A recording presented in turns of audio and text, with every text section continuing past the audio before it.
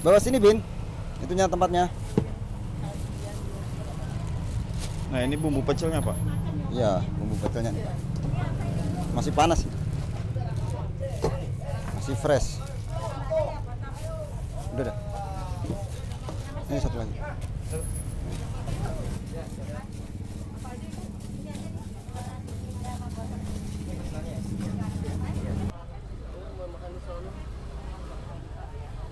Oh mau ngobrol sama tukang vlog.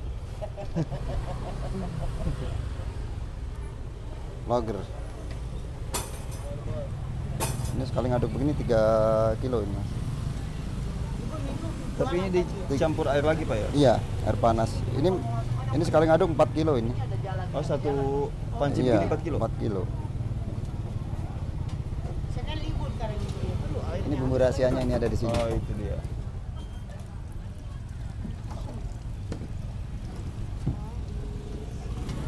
Kenapa saya mau tanya ini? Itu kan tadi kan ada proses pembuatan bumbu pecelnya itu ya? Ya, Nah itu bahan-bahannya apa aja itu bisa dijelasin?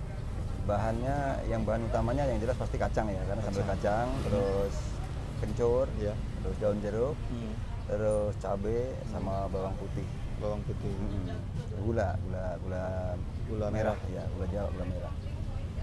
Berarti digiling dulu Pak ya? Ya, digiling. Giling.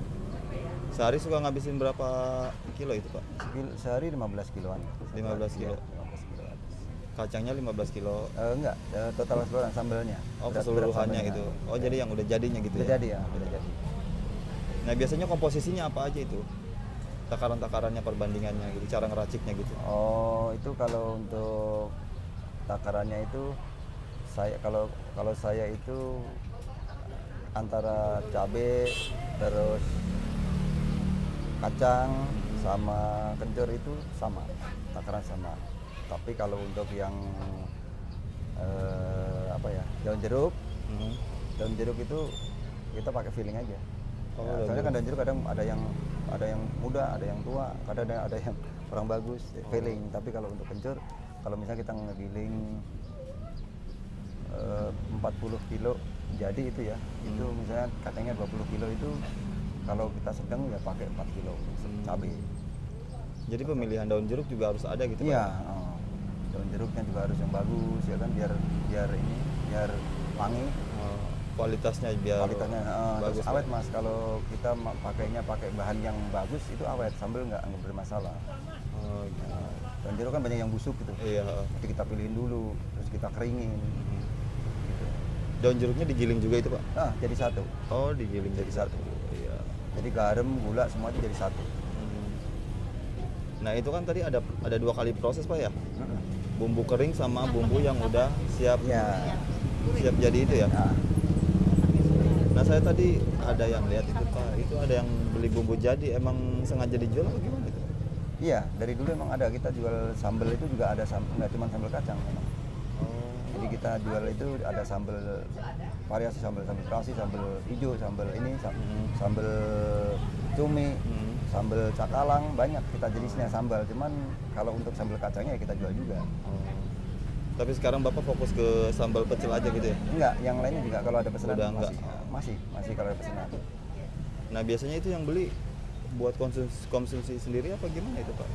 Biasanya ada acara, dia acara pertemuan apa, perpisahan sekolah, gitu. Oh. Kadang-kadang juga acara keluarga, arisan Iya. keluarga itu suka pesen 2 kilo gitu. Jadi kalau sambal kacang kita jual per kilonya kena 85.000.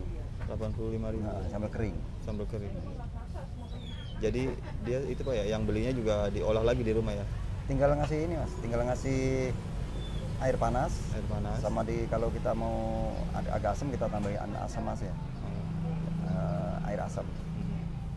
Kenapa saya mau tanya ini Pak, kira-kira kalau mau usaha pecel pincu kayak gini nih, butuh modal berapa ini Pak? Modalnya sebenarnya nggak besar, yang besar. kemauan. Awal modal saya ini benar-benar tipis Mas. Saya soalnya kan tadinya jualan bukan pecel ya. Yang fokusnya dulu kan jualan kayak Iya. makanan-makanan biasa lah, makanan warung. Tapi saya jual pecel itu awal modal itu saya cuma punya duit 160.000. 160.000. Oh dulu itu Pak? Pertama kali kita jualan pecel. Karena kita udah pengalaman jualan ya, jadi kalau pecel juga emang dari dulu udah jualan. saya yakin pasti kalau di tempat keramaian pasti inilah. Soalnya makanan itu kan makanan murah ya, Iya. bukan makanan yang mahal, makanan murah, makanan rakyat. Nah, berarti Bapak dulu itu awal pertama jualan itu modal 160.000. 160.000. Saya modal nyoba 160.000 aja gitu. Bagaimana? Tapi alhamdulillah jam 8 pagi buka, jam 6, jam 8 pagi udah habis. Iya. Nah, dalam jangka berapa tahun Pak ini Bapak bisa sebesar sekarang itu usahanya? Enggak lama. Saya Enggak lama. pas dari awal itu pertama modal 160.000. Modal dagang 160.000. Itu hasil dari penjualan hari itu kita buat belanja lagi besoknya. Oh, buat belanja lagi. Oh, Belanja jadi lagi. keuntungan nggak diambil dulu Pak ya? Enggak, langsung buat belanja lagi. Enggak sampai seminggu kita udah belanja sekitar 1,5 juta. 1 juta Nggak sampai 1 minggu. Oh. Tahun berapa itu Pak? Untuk di sini baru 1 tahun, Baru yang 1 lalu. tahun. Ya, pas pandemi Oh, yang pas pandemi yang lagi. pandemi itu. Kita jualan di tempat yang dulu kurang, soalnya pandemi kan, pandemi terus pasar juga orang nggak jarang yang masuk, gitu kan. Akhirnya kita coba keluar ke jalan di dekat di jalan raya. Pas pandemi itu kita keluar, ya alhamdulillah ada jalan di sini. Nah Pak nih, tips dari Pak Kamto nih buat teman-teman di rumah yang pengen memulai usaha gitu Pak, apa nih tipsnya? Yang jelas kalau buat saya sih usaha itu kita harus senang dulu, hobi dulu kita. Jadi kita misalnya saya jualan makanan, ya saya memang hobi kuliner. Jangan karena terpaksa. Jadi kalau kita pertama kita senang dulu dengan pekerjaan itu. Yang pertama itu yang paling pertama. Kalau kita udah senang pasti kita tekun, rajin kan. Kalau karena kita senang, hobi, biarpun capek gimana nggak kerasa capek. Apalagi hasilnya lumayan ya kan. Apalagi hasilnya lumayan, itu pasti ini. Jangan lupa berdoa, harus selalu berdoa. Karena misalnya kalau ada orang yang usaha belum jalan, itu bukan berarti dia nggak jalan. Asal kita tekun, rajin, pasti nanti suatu saat ada jawabannya. Jawabannya nanti mungkin bukan di jualan seperti yang dia jual. Kayak saya dulu kan pernah jualan sate, jualan soto, kan. Ya sebenarnya yang lainnya juga jalan, tapi lebih sekarang lebih fokus ke pecel ini, ke pepes-pepes ya kan, gudeg kayak gitu. Ada jalannya di sini Pak ya? Pasti ada jalan kalau kita mau usaha. Nah Pak, ini untuk persiapannya nih Pak. Nah setelah Bapak pulang jualan ini, persiapannya dimulai dari jam berapa ini? Saya pulang nanti kan tutup jam 10 ya, jam 10 langsung pulang sampai di rumah. Paling dari saya persiapan untuk masak lagi sore, habis asar sekitar jam 5. Jam 5 kita mulai masak lagi, ya.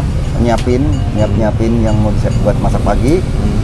Nanti pagi kita jam 3 kita udah standby, udah mulai masak jadi. Jam 3 subuh. Jam 3 subuh. Nah cara Bapak ngatur waktu istirahatnya gimana nih Pak? Ya itu tadi, karena kita senang dengan hobi, senang dengan pekerjaan itu ya. Tidur 2 jam juga. Kita mau udah sebenarnya sudah cukup, tergantung kitanya aja. Nggak terbebani Pak ya, karena hobi gitu. Iya. Nah untuk belanja kebutuhan ini siapa nih Pak? Ini saya udah punya langganan, jadi dari langganan udah masuk ke udah masuk ke sini. Masuk ke tempat masak ya. Jadi Bapak udah nggak perlu belanja lagi? Nggak perlu. Jadi butuh apa udah.